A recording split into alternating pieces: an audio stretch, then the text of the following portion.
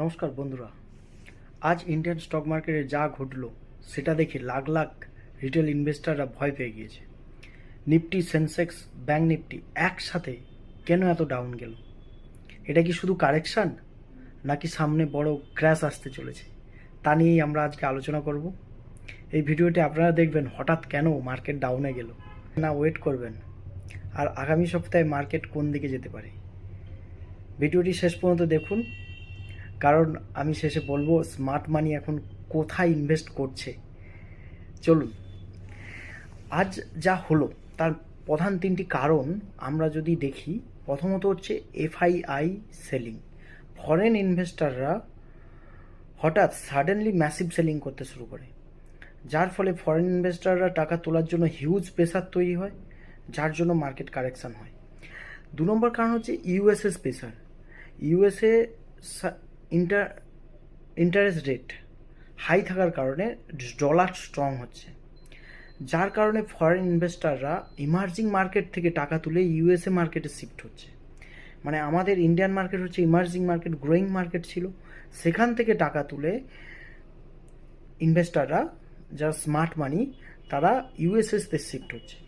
3 নম্বর কারণ হচ্ছে ক্রুড অয়েলের প্রাইসেস, মানে ক্রুড অয়েলের প্রাইস ইনক্রিজ।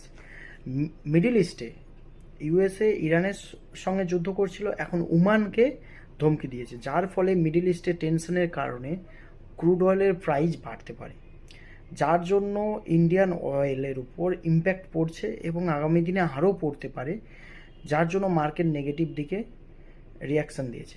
আরও যদি আমরা দেখি, লাস্ট 1 মাস ধরে মার্কেট আপসাইডে মুভ ছিল এবং স্মার্ট মানিরা তারা প্রফিট বুক করছে, যার জন্য মার্কেট কারেকশান হয়েছে।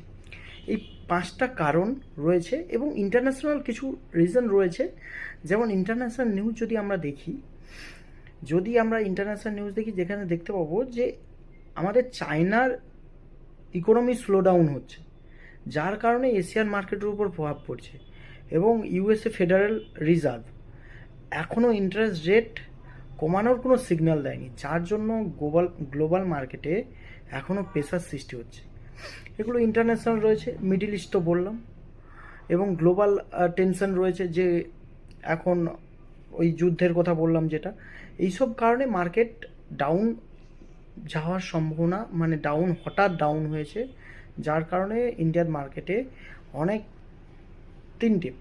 তিনটের সময় বড় 5 মিনিটের একটা ক্যান্ডেলে মার্কেটকে প্রায় 1% মতো ডাউনে নিয়ে গেছে, যার কারণে স্বাভাবিক